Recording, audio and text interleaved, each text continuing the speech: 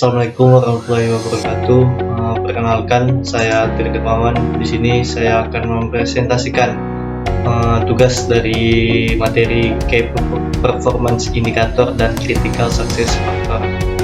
Tanpa berlama-lama, langsung ke pembahasan pertama. Di sini saya akan membahas tentang Key Performance Indicator. Nah, dalam Key Performance Indicator ini kita akan membahas tentang pengertiannya, manfaat, faktor-faktor, dan juga peran dari Key Performance Indicator. Nah, untuk pembahasan pertama itu ada pengertian dari KPI. KPI, apa itu KPI? Nah, KPI itu adalah indikator yang digunakan oleh suatu organisasi atau entitas untuk mengukur kinerja mereka terhadap tujuan dan sasaran strategis. Nah, untuk pembahasan kedua itu manfaat-manfaat dari Key Performance Indicator. Banyak manfaat dari KPI ini. Di sini saya ada mengambil 4 contoh manfaat. Yang pertama ada pemantauan kinerja. Nah, KPI memberikan cara untuk secara teratur memantau kinerja organisasi atau proyek terhadap tujuan yang telah ditetapkan. Nah, yang manfaat yang kedua itu pusat perhatian pada tujuan strategis. KPI membantu dalam memusatkan perhatian pada tujuan strategis dan juga faktor kritis untuk kesuksesan suatu perusahaan. Selanjutnya ada pengukuran efisiensi dan efektivitas. Dengan menggunakan KPI, organisasi dapat mengukur seberapa efisien dan efektif upaya mereka dalam mencapai tujuan. Selanjutnya ada pengambilan keputusan yang informasional. Nah, KPI memberikan informasi yang relevan untuk mengambil keputusan. Manajemen dapat menggunakan data KPI untuk mengidentifikasi masalah, menentukan prioritas, dan juga membuat keputusan yang berbasis fakta dan data.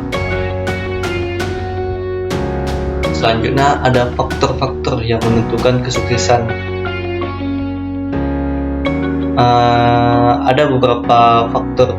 Yang pertama ada relevansi dengan tujuan bisnis. Nah, KPI harus selaras dengan tujuan bisnis dan strategi organisasi. Mereka harus mencerminkan aspek-aspek yang paling penting untuk keberhasilan jangka panjang. Yang kedua ada dapat diukur dan spesifik. KPI harus dapat diukur dengan jelas dan didefinisikan secara spesifik. Definisi yang jelas memungkinkan evaluasi yang objektif terhadap kinerja. Selanjutnya ada fokus pada kualitas dan kuantitas.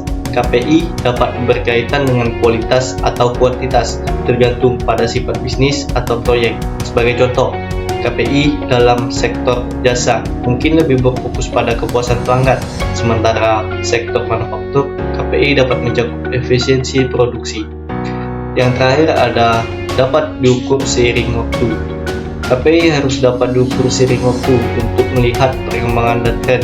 Nah, ini membantu organisasi untuk menilai dampak dari inisiatif atau perubahan yang dilakukan karena adanya KPI. Selanjutnya ada peran KPI. Yang pertama, evaluasi kinerja. KPI membantu dalam mengevaluasi kinerja organisasi, tim, atau individu terhadap tujuan yang telah ditetapkan. Yang kedua ada pemacu perubahan dan inovasi. KPI dapat digunakan sebagai alat untuk mendorong perubahan dan inovasi. Jika suatu KPI menunjukkan kinerja yang kurang memuaskan, organisasi dapat mencari solusi baru atau meningkatkan proses yang ada. Yang ketiga ada komunikasi dan pemberian informasi. KPI memberikan cara untuk berkomunikasi secara jelas tentang kinerja. Ini membantu dalam memberikan informasi yang konsisten kepada seluruh organisasi dan pemangku kepentingan. Yang terakhir ada penilaian rantai nilai. KPI dapat digunakan untuk menilai kinerja dalam setiap tahap rantai nilai, memungkinkan organisasi untuk mengidentifikasi area di mana perbaikan dapat dilakukan.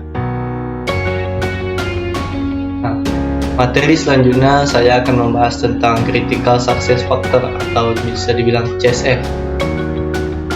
Nah, pada subbab kali ini akan membahas tentang pengertian dari CSF, manfaat dari CSF, dan faktor-faktor Critical Success. Yang pertama, ada pengertian. Nah, di sini CSF adalah faktor-faktor kunci atau elemen yang harus dipenuhi atau dilaksanakan dengan baik oleh suatu organisasi, proyek, atau inisiatif untuk mencapai keberhasilan strategis. Selanjutnya ada manfaat. Ada beberapa manfaat digunakannya CSF. Yang pertama, fokus prioritas. CSF membantu organisasi untuk fokus pada hal-hal yang benar-benar penting dan kritis untuk keberhasilan mereka. Ini membantu mencegah dispersi sumber daya dan upaya dalam hal-hal yang kurang strategis. Yang kedua, ada pemantauan kinerja. CSF menyediakan kerangka kerja untuk membantu kinerja organisasi. Dengan menilai pencapaian terhadap CSF, manajemen dapat mengidentifikasi area yang memerlukan perbaikan atau perhatian khusus. Selanjutnya ada penentuan strategis bisnis. Identifikasi CSF membantu organisasi dalam menentukan strategis bisnis yang efektif. Hal ini membantu dalam menetapkan arah yang jelas dan merencanakan langkah-langkah yang dibutuhkan untuk mencapai tujuan strategis. Yang keempat ada koordinasi dan kolaborasi. CSF membantu dalam mengkoordinasikan upaya di seluruh organisasi. Tim dan departemen dapat bekerja bersama untuk memastikan bahwa faktor-faktor kritis tersebut terpenuhi. Yang terakhir, pengambilan keputusan yang lebih baik. CSF memberikan dasar yang kuat untuk pengambilan keputusan. Manajemen dapat menggunakan CSF sebagai panduan untuk mengevaluasi kebijakan, proyek, atau inisiatif baru. Nah, yang terakhir ada faktor-faktor. Berikut ada beberapa faktor penentu critical success factor. Yang pertama, visi dan misi organisasi. CSF seringkali terkait dengan visi, misi, dan organisasi. Maksud dan tujuan jangka panjang organisasi akan membutuhkan faktor-faktor yang kritis untuk keberhasilan sebuah organisasi. Yang kedua ada analisis lingkungan eksternal dan internal. Faktor-faktor yang kritis dapat muncul dari analisis menyeluruh tentang lingkungan eksternal dan internal organisasi. Perubahan dalam pasar teknologi atau kebijakan pemerintah dapat mempengaruhi CSF. Yang ketiga, kompetensi dan sumber daya organisasi. Kemampuan dan sumber daya yang dimiliki organisasi dapat mempengaruhi CSF. Dukungan dan keterlibatan pemangku kunci. Pemangku kunci seperti karyawan, pelanggan, mitra bisnis dapat memberikan dampak yang signifikan pada CSF.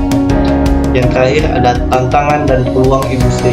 Tantangan dan peluang yang ada dalam industri atau sektor tertentu dapat menentukan CSF. Organisasi perlu memahami dinamika industri dan mengidentifikasi faktor-faktor kritis untuk keberhasilan sebuah organisasi. Baiklah, terima kasih. Sekian yang dapat saya sampaikan. Saya tutup wabillahi taufiq wal hidayah. Assalamualaikum warahmatullahi wabarakatuh.